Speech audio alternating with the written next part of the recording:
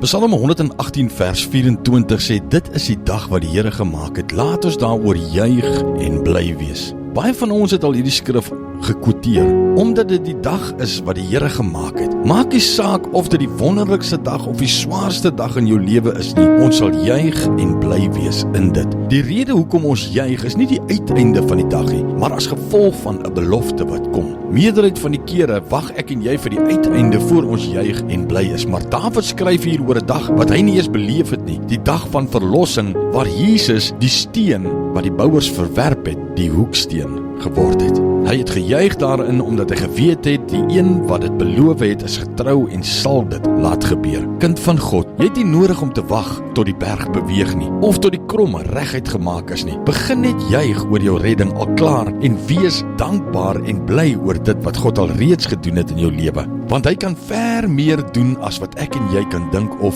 ooit kan vra.